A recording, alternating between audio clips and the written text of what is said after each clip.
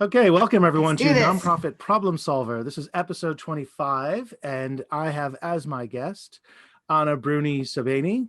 And I'm pretty sure I said that correctly, but you can correct me if It's I if great. I didn't. And so we are talking about muddled missions, difficult storytelling, a bit of mission dilution, that sort of thing. And everybody who knows me will know that my sort of immediate answer is when it comes to a confused or vague mission is to craft an impact statement.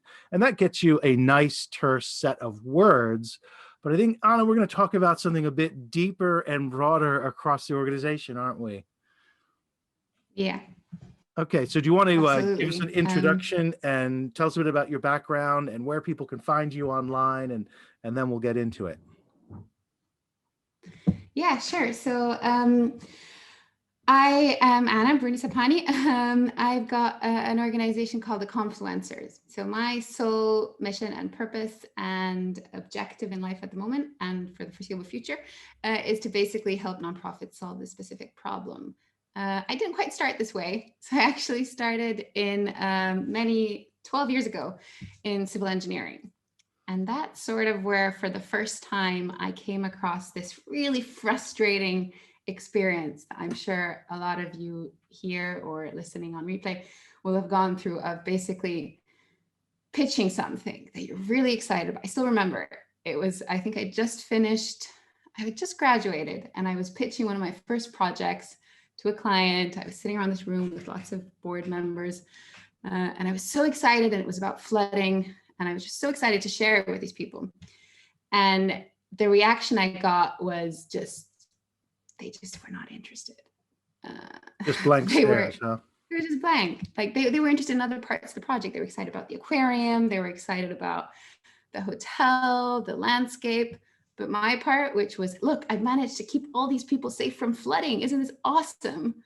Was just not sticking. And so that led to many similar experiences where I kept on coming across this thing of, again, like stakeholders not wanting the same thing and pretending to agree and trying to work together and spending money trying to do projects together, but just not getting it right. And the cost of that being quite frustrating, being people strained and money being wasted, and nobody was really happy with the outcomes of the projects. So that basically is what led me to start the Confluencers. That and a figure that I found a while back, which was that only 0.2% of international funding and aid and philanthropy goes to local or national organizations. So that means 99.8% is not managed by organizations that are closest to the problem. So those two experiences really hit me. And I felt like that's not a system that is good enough. So clarity around the problem is partly stems from people being around the table, as it were, under the common roof, or being in the same committee and part of the same group, but coming from such diverse expectations and values that even if they nominally agree, it's not sufficiently genuine to solve the problem.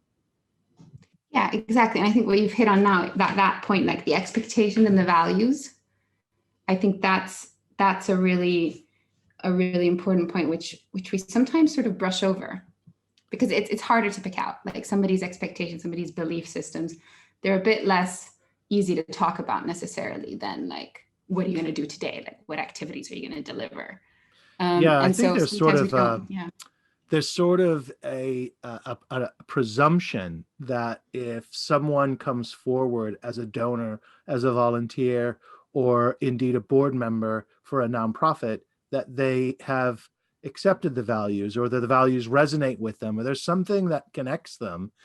But I think what you're saying is that even if you get a dozen people who raise their hand and say, yeah, I'm here to put in some work, actually the work's not quite, they're not quite ready to do that work as a group, as a unit, because they can work at cross purposes.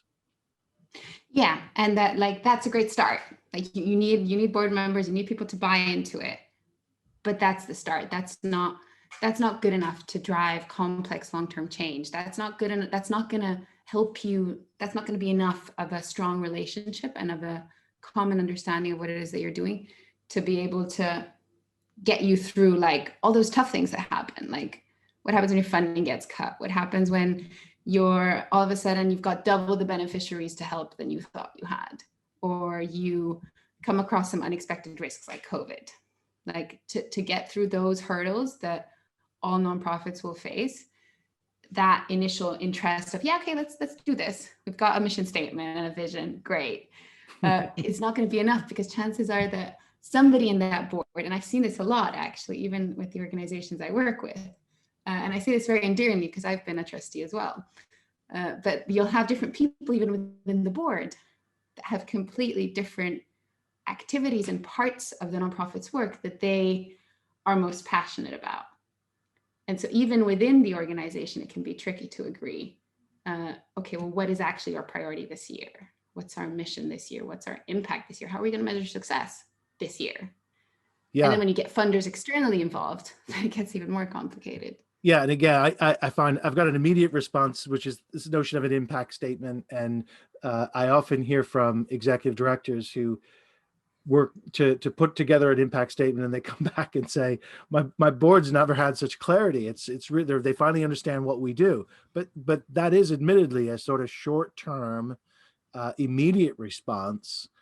You're talking, I think, more strategically about how they really understand the next year, the next 3 years, rather than next week. So what would you say the entry point is for understanding this problem in a given nonprofit? Is it fair to presume that a board of directors is suffering from some form of misalignment and it needs correcting, or how do you sort of approach the problem or identify it? So a few thoughts come to mind. One is you've hit on something I think which is really important, which is worth just spending a few seconds on. And it's the fact that in that theory of change that a nonprofit has, there's not just one destination, there's many. Because impact isn't always that simple. It's not like you just work on education in isolation. Chances are you're working on education, but that has an impact on livelihoods. It might have an impact on women empowerment. It might have an impact on youth employment. Like everything's connected. And so I think no matter what type of work you're doing, but especially if you are not a nonprofit leader that's working in an organization that is after that systemic change, it's not always one thing, it's many. And so I think we don't have to choose. Like that impact statement is a great start. That could be like the medium-term vision maybe.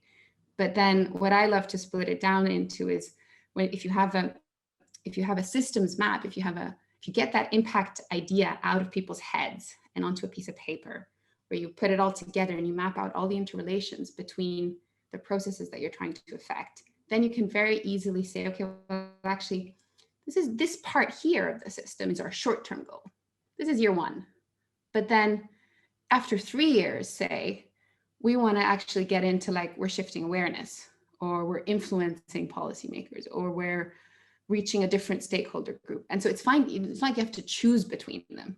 You just have to have that conversation and create order among them so that you can all agree on what's going to be done first and how everything sort of fits together. Yeah, the sequencing. So it sounds like what a lot of consultants and coaches I know would call strategic planning.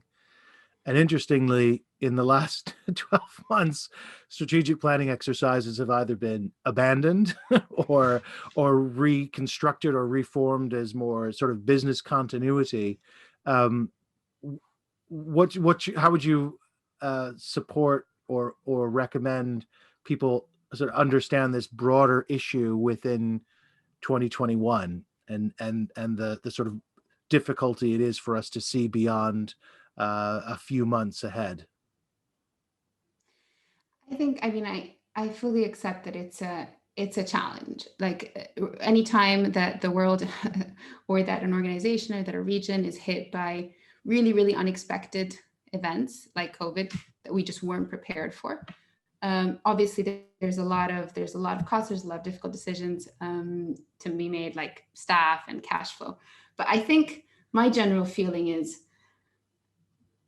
it's not planning, strategic planning, and reaching this level of clarity that I'm talking about around your mission and your vision. It's not something that should just happen in a crisis. It's your long-term resilient strategy, because you're always going to be exposed to risks. Right. And so I wouldn't say it's something that we have to do now. I think it's something that actually is at the foundation of, if an organization wants to be able to weather the times and have the long-term mentality that you need to solve some of these really, because these are really ingrained issues that nonprofits solve. I mean, hats off. They're like you guys are the hope of all society, because frankly, like, without you, there's no other part of society that is so fully focused on making the world a better place. And there's so many problems that are hard to solve. So I think it's something that has to be done consistently. I think what can be done now is well, three things that I always come back to. One is getting to know your audience and your funders and unplugging those misunderstandings and those biases so that you can relate to them better. It's not good enough to assume this is what a funder thinks. You want to hear it from them. You want to really let nothing buy you. I hear quite a lot nonprofits tell me, oh, these funders like short-term funding. Yeah, These people make funders like assumptions. long-term funding. Yeah. These funders don't like this. Assumptions, exactly. And they're assumptions. So you can't build your whole strategy. You can't put all your eggs in one basket just based on assumptions. So in order to plan ahead, you need to understand who you're talking to. What is their understanding of your problem and of your mission and impact? And what gaps of information do you have to fill? Then you need that impact narrative. And then you need rules of engagement, which goes what you talk about a lot, Kev. Time. How do you make effective decisions based on a framework of prioritization, so that every time you hit a new block, you don't have to go back from scratch. Like a funder pulls out, or you've got 20 applications and you've only got time to do one. How do you choose? Right. How do you decide where to put your efforts? Ideally, you want to have those rules set aside before, so that you can focus on executing instead of rethinking the strategy all the time, because otherwise the risk is we end up making short-term decisions. Yeah, if you're rethinking all the of that time, it's exhausting. It displaces all the time and energy you have for anything else. I wonder if you could talk a little bit about mission dilution. I know we spoke about this beforehand and how it's sort of common not just to the nonprofit sector, but you identified a couple of cycles. And I wonder if you could talk about that a little bit, and then maybe think about how that applies now and what people are trying to manage, because again, we're in a period of uncertainty and we're not doing the strategic planning, or even if we did the strategic planning, we're sort of putting that to one side because we're just trying to make sure we've got our doors open and that we're meeting our needs, and we're managing however we are managing now. So I'd be interested to first hear about mission dilution and this cycle, and then how it applies to where people are now and what they can do about it. Yeah, absolutely. This is one of the things I'm most interested in, actually, that I've been observing the most. So what I've seen, and I don't know if any of you listening can relate, but that typically a nonprofit, when you start with a very clear, vivid mission or need. Like, I don't know about you, Kev, about the people you work with, but usually, to me, it usually comes from like personal experience, or like somebody has a need all of a sudden to serve a certain cause. A massive so at spark that moment, of passion. that initial spark of passion, like it just comes to you and you're like, I have to do this. And it could just be a volunteer project. It could just be whatever it is. But you start with that clarity and that desire to change. And that's very clear. But then what I see happen is, obviously over time, you maybe get a little bit of traction. You start building a proof of concept. You see, oh my God, my interventions are making a difference. This is making change. This is amazing. I want to do more of it. So you start reaching out to the world and saying, okay, actually, we need external support. You might reach out to your family, or you might reach out to funders that you know, and you get a little bit of funding. And that sort of puts wind under your sails, and you start delivering projects on the ground. Now, as that grows, as you start scaling your initial proof of concept, it empowers the organization, but it also makes you vulnerable to liabilities, because all of a sudden you've got cash flow challenges. You might have staff, You made promises to people on the ground that you need to keep. And so then at some point, somewhere around the road, those typical risks, bumps will happen. They happen to everybody across sectors. We It's can't get away generic from them. startup stuff, right? It'll just happen, right? You hit a high wave, and then all of a sudden you'll crash down. You'll be like, oh my God, I don't have funding. Oh my God, I don't know where to go for my next funder. Those are the moments that are the hardest. And I think those are the moments that we're in now more often. And they're hardest because every organization needs to choose, do I make a short-term decision to fix what I need urgently now, or do I try to hold back and make a long-term decision? So for example, you might say, a funder comes to you and says, hey, you want this funding? Like, have this funding. I'll give you this funding. I love you. I trust you. Here it is. But you got to deliver me X number of schools. And schools might not be your thing. You might be into helping, children get adopted. So maybe the children are in school, so it's sort of linked, but it's not really your thing. It's not really your mission. It's not really why you wanted to do the work. And it's not really what your particular beneficiaries need. And you know that. But you've got staff to pay. You could do some good for children by doing the schools. And so at some point you decide. And so what I see happen is that with all the pressures of staff, of uncertainty, of really wanting to hold on, it's normal for organization leaders sometimes to say, well, you know what? This is better than nothing. Yeah. Right? And the problem is it's not making that decision once. It's that once you do it once, and everybody's sort of aware of this part of the cycle, I think. It's part of the nonprofit world. But I think what we don't realize is that the feedback loop, because if you do that decision consecutively over time, it starts eating into your long-term potential. Well, I think it can even start really from the beginning, depending on how removed that additional program is from what you believe your core impact is. And this was my problem really with mission statements, is there's lots and lots of programming that can fit under any given mission statement. So if a funder in that example that you gave says, hey, do you want to do this, which is sort of what you're already doing, but we'd really like you to set up this sort of program.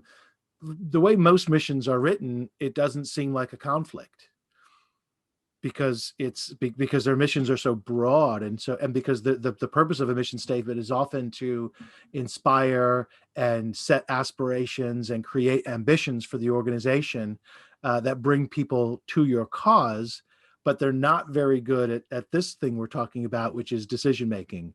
And I think COVID has rendered mission statements relatively useless at helping you steer between options. Do we do this or this or the other thing? They're all consistent with the mission. So the mission's actually out of the picture from when it comes to a decision-making perspective. Yeah, and that's exactly my point. That's exactly that feedback loop that happens. You make that decision once, you make it twice, you make it 3 times. All of a sudden, you started off as an organization with a pretty clear mission. Say a vision of, I want all kids to be adopted. And then your mission is, I'm going to do this through programs in this area that target supportive coaching. So it's quite specific. But then all of a sudden you have to broaden that mission, because all of a sudden you have to include the schools. Maybe next time around you have to include an educational program or a teaching program or a teacher support program. And so that mission gets fatter and fatter and fatter. And then the problem with that is it doesn't just make it a bit confusing to make decisions. It's much worse than that. It makes you less, it dilutes your USP, because then, interestingly though, perhaps a commercially orientated or entrepreneurial board member might say or advise the board or the executive director to respond positively to these funding opportunities, because if that's what the market wants, or that's what your funding partners are saying they want, then that's what we should be doing, because they're sort of being market led rather than mission led.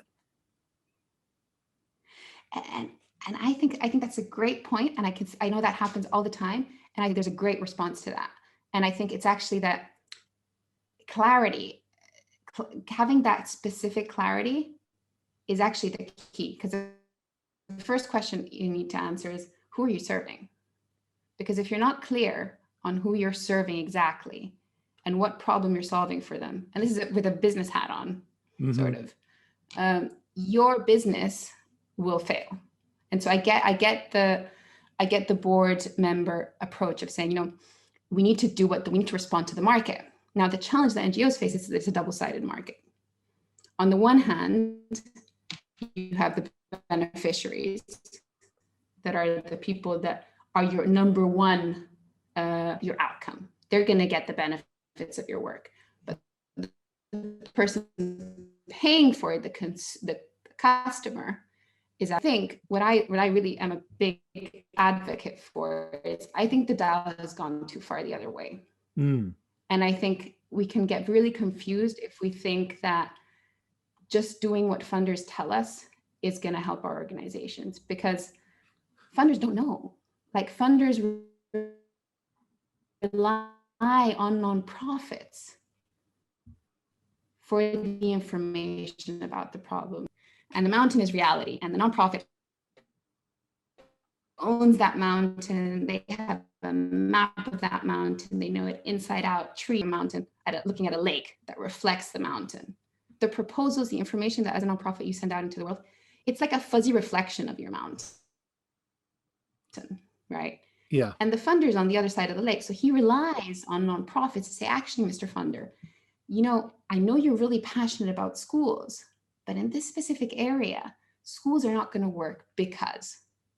And actually what we need is X, because can you see how if we do this, we've tried this, but if we do this, this happens, this happens, this happens, and therefore it doesn't work. So why don't we start with our orphan intervention, and then we move into maybe some elements that include you. So it's a conversation. I'm not saying ignore funders completely, but as a starting point, a nonprofit should always put their beneficiary, the outside world. And I think that will give clarity in all the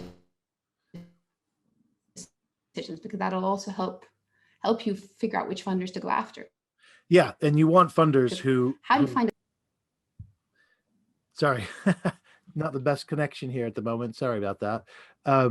But yeah, you want your funders to support the impact you're trying to achieve and your mission, rather than, we wouldn't really go to funders and say, hey, we've got a nonprofit organization. Where do you want to point it? What outcomes do you want? Yeah, we'll do that for money, which is, it sounds crazy to even describe it that way. But in a sense, if you've got board members who say, do what the funders are asking, that's really how you're laying out. You're sort of a service organization for hire, broadly working within a field or a cause. And that's a sort of misconception of what the most successful organizations are. They're very, very specific, and they not only recruit funders who are going to support the mission that they've already set for themselves or the impact, but actually they recruit board members and other large donors who also understand that too. Yeah, and this is one of the fundamental things that really surprised me when I moved from professional international consulting to the nonprofit space. And it's how, in some settings, how little nonprofits' time and expertise is valued. And I just find that baffling, because in every other sector, knowledge and consulting and information on problems is valued so much, right? People pay. If you look at the McKinseys, the Accentures, all types of high professional consultants, doctors, they are using their knowledge to create value in society. And nonprofits are doing exactly the same. And somehow, in some settings, they don't get to, at least, I'm not saying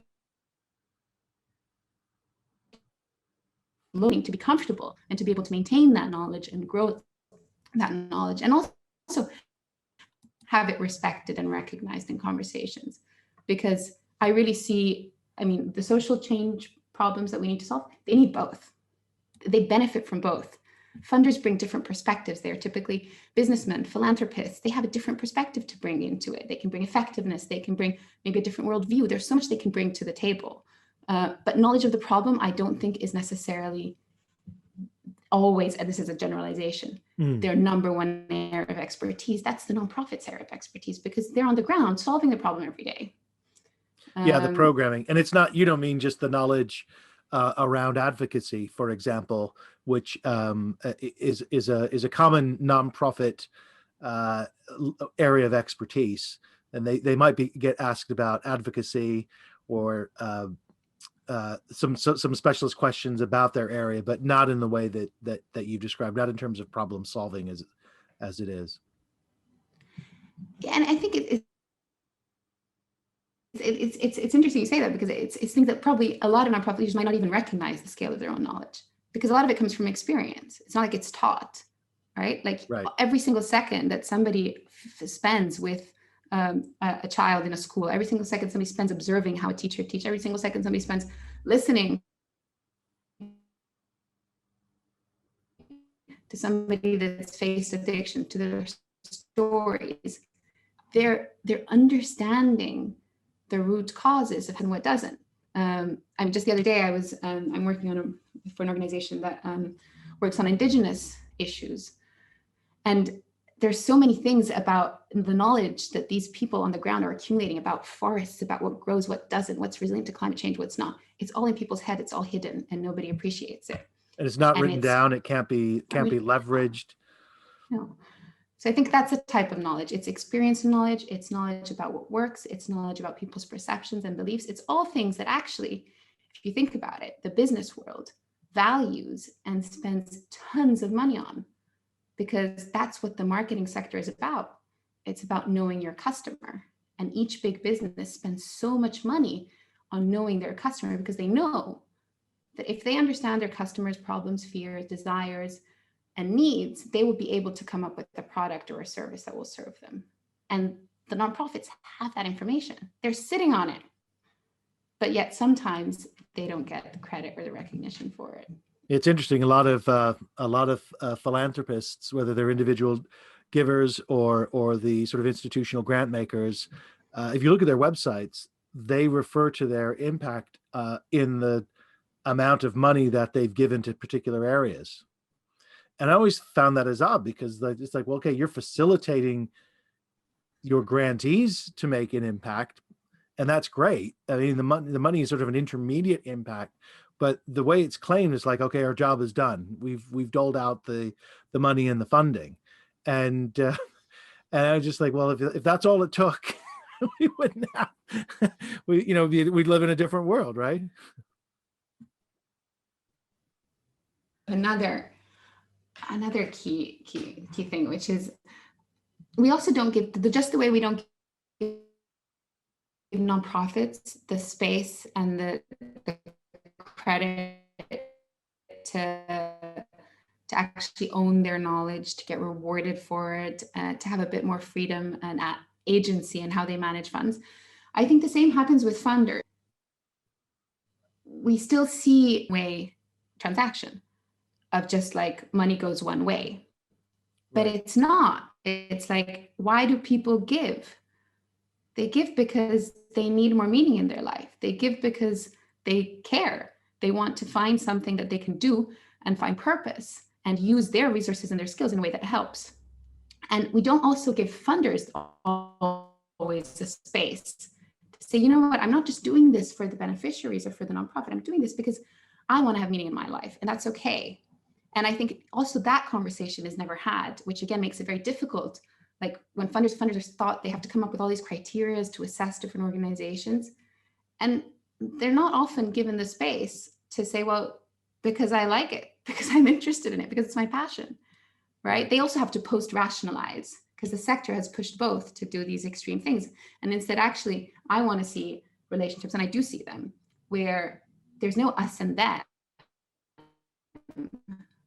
It's like, no, we're a team because we want the same things. And the duration of contracts and the way you deal with change are a perfect fit because you're on the same team, you're working towards the same destination, you've agreed to that destination. See how you need that change. Here, I'll give you more money. Yeah, and it's interesting. Or the funders with you assessing.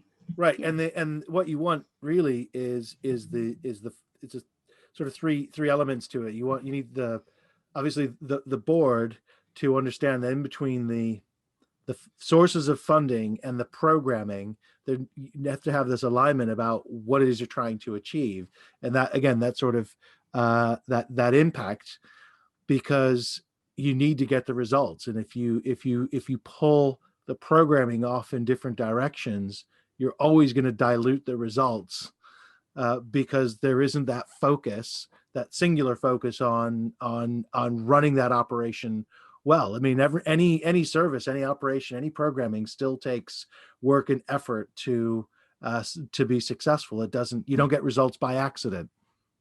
No. And also you want to know how to evaluate those results. Like if you don't have a definition of what success looks like, how on earth at the end of the year are you going to be able to say, okay, this was pretty good, or this was great, this I need to learn from. Okay, so have we have we covered the cycle? I'm not sure we did. I had some issues with this connection as well, so I hope I picked up all the words. But have we covered the full cycle, or are we missing pieces yet? No, I think we've covered it, and I think that just the final point on that is really that what we want to aim towards. If we want to aim towards this balanced relationship, and the balanced relationship takes a little bit of forward thinking in terms of what decisions are going to serve me and my organization today, which ones are going to serve me in the long term, and how much am I willing to compromise in terms of my mission dilution when I make these decisions. Right. Okay. So that's really good advice. What would you tell an executive director of a nonprofit about perhaps some danger signs to look out for, as hopefully we move to some sort of normalization later in 2021? I imagine a lot of people are going to be blowing dust off their old strategic plans and thinking, okay, let's fire up the strategic planning cycle. What is this going to look like? What would you be advising EDs to prepare for that? Perhaps I mentioned some warning signs that they could look for, and then maybe try and avoid those pitfalls. Yeah, absolutely. So I think in terms of warning signs, I think it's just the symptoms that a lot of nonprofits see, but it's asking yourselves, why are those symptoms happening? So the symptoms could be your staff is just so strained that they just can't think straight. That's pretty like universal they're working now. too much, and it's universal. But that can be, again, that can be changed. Like if you understand why it's happening, I've seen many nonprofits go from running around like like crazy people, and I've done that also in project teams, to say, okay, actually, there's only taught hours in the day. We have to prioritize. It's not going to help us to stress. So I think even if during COVID, strain can be reduced if you understand why it's happening. Another challenge to look for is just the resilience of your funding. So are you reaching this 1 or 2 income streams? Because you really want to diversify that. So if you're reaching the stage where actually you have less and less variety in your income streams, that's another warning flag, because that means you're vulnerable. And you need to start thinking, okay, what can I do today within my hours in the day that will start building a pipeline of opportunities for me? Another one is feedback from funders. So I know that's really hard to get, and I get really annoyed, and I'm a big advocate for funders giving more feedback, but you want to know what you're doing right and wrong. And sometimes you need that external perspective. So any feedback, anybody, like if somebody says, I'm not going to give you funding, ask them. Like look out for feedback, but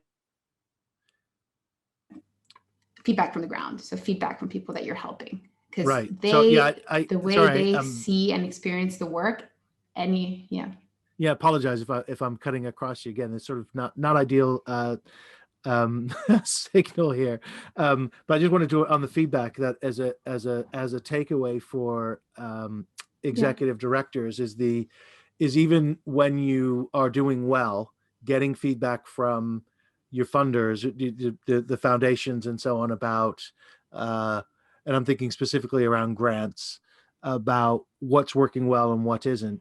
And if you're not a problem organization, you might have a program manager, a program officer from the foundation say, oh, no, you're fine.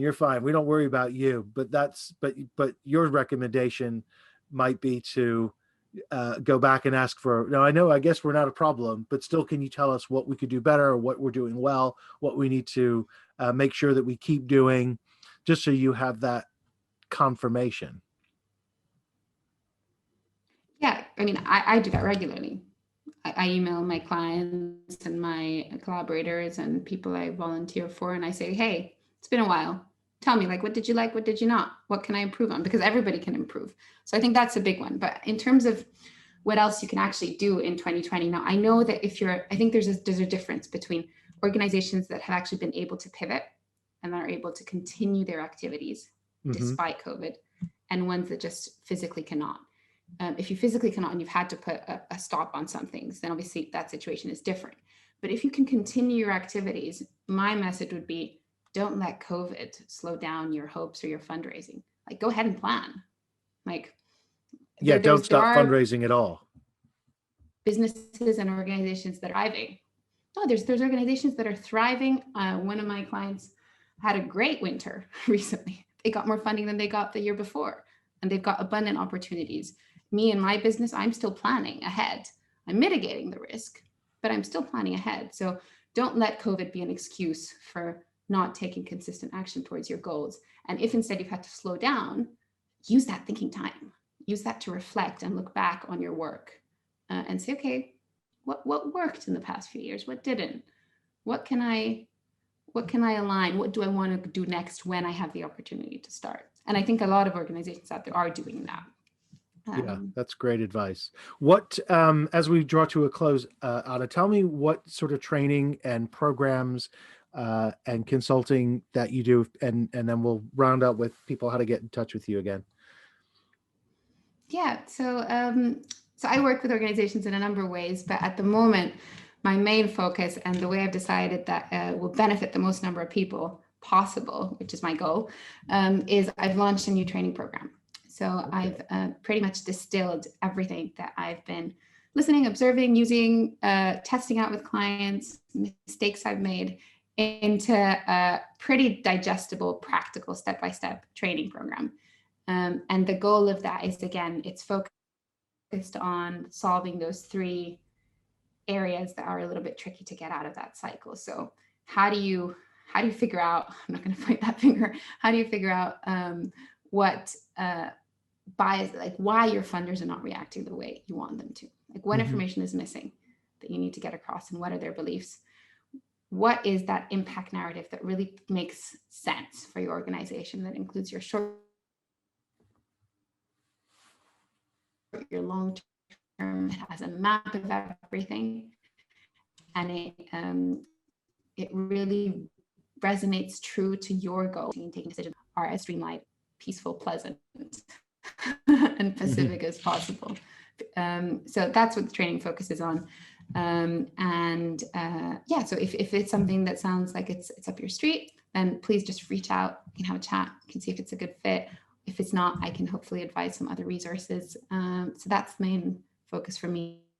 And where do people find you online? And then I'm also I'm on LinkedIn, I'm on Facebook,